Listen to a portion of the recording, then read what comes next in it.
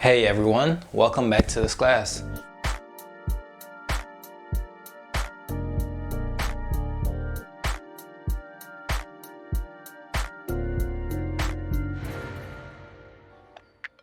Today in the class, we're going to be talking about why your thoughts are the most important things. Yo, what's good, teach? Of creation. I thought it was only going to be me and the online students today. Why are you here? Nah, my mom thought I was wasting my life away, so I don't know. She wanted me to take a class on, unleashing my true potential. Smart mom.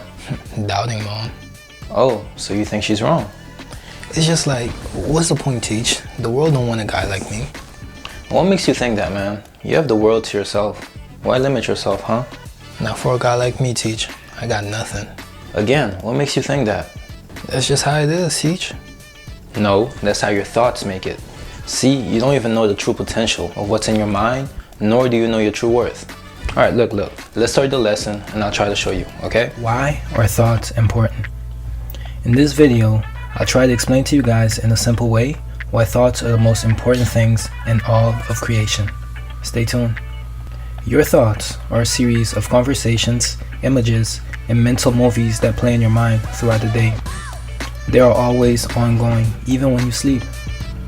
These conversations create your character, personality, and your view of everyone around you.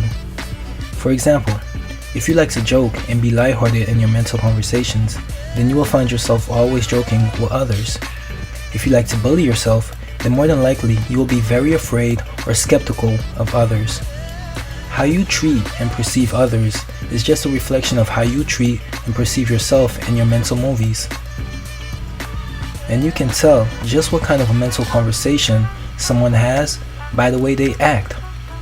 For example, if they're always dry and show no sense of humor, then their mental state is one of serious conversations only, and they rarely joke with themselves internally.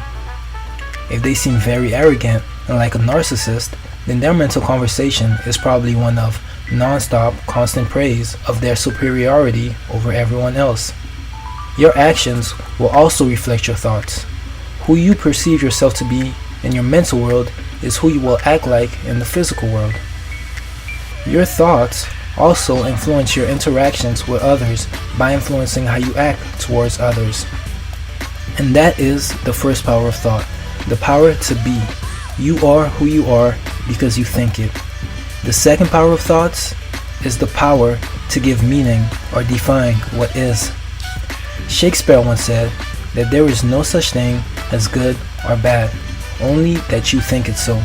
And it explains why reality or the world was created with two viewpoints, and the second one only exists because of this human ability.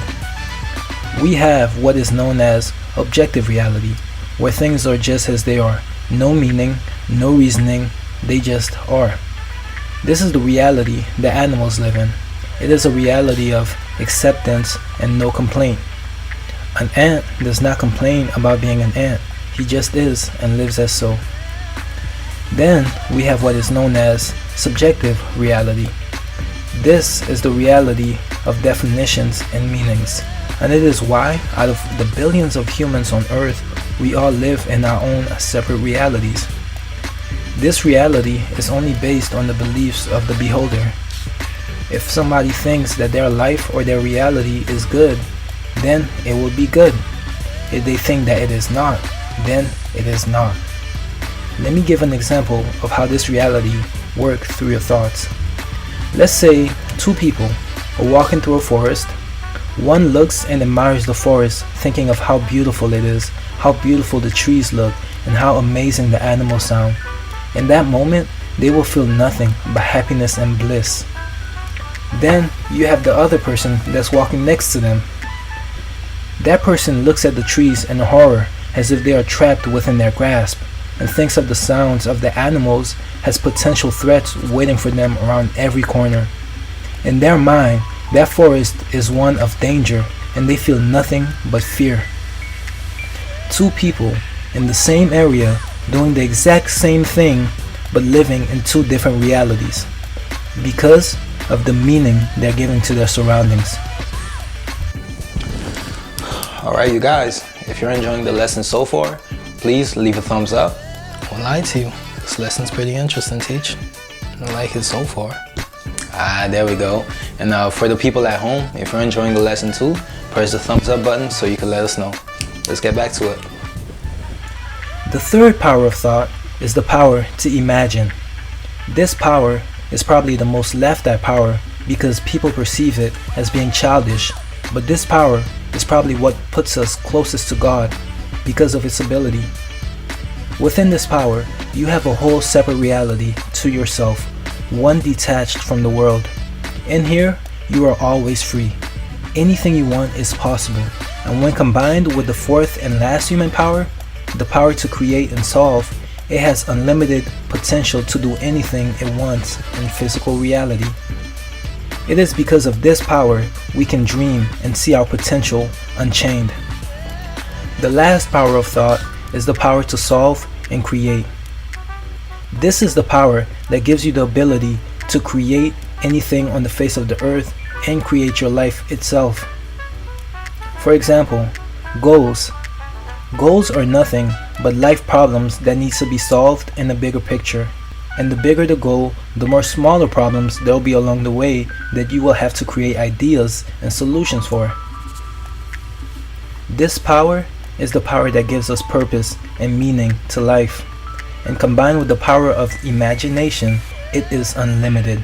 This is also the power that gave us the airplane, submarines, light bulb, and even the phone that you have. Great men who faced great problems and had to create even greater solutions to solve those problems.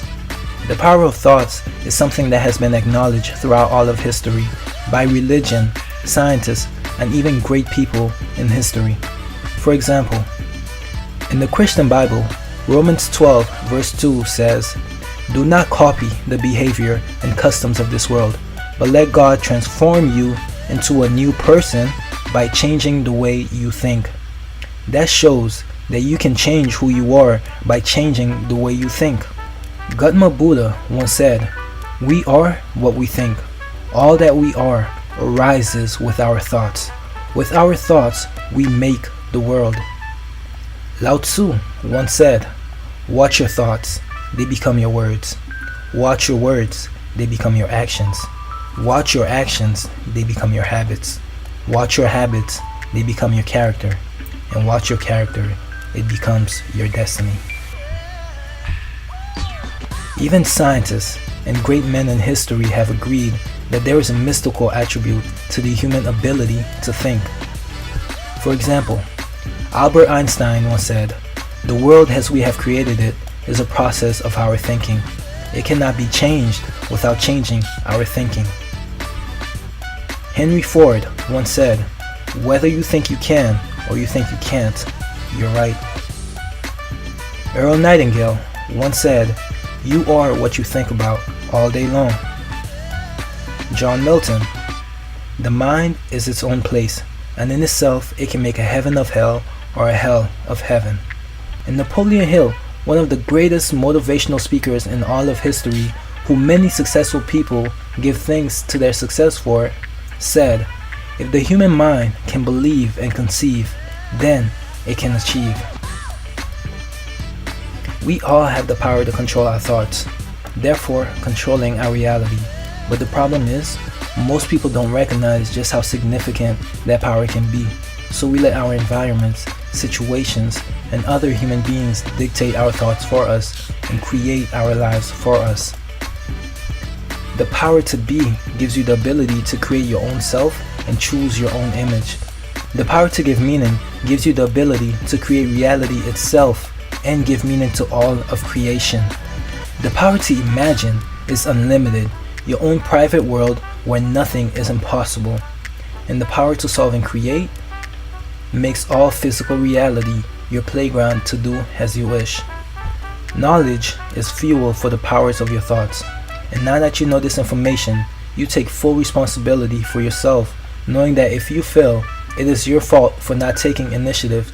For some reason, that made a lot of sense. Good, I'm glad it did. So, for your assignment this week, it's gonna be to pay attention to your thoughts as much as you can every day and find out if there are any patterns in your thinking or just how your thoughts look on a day-to-day basis. By next week when we come back, I want you to tell me what you've realized about yourself, okay? I'll see you then. Oh yeah, don't forget to subscribe before you leave.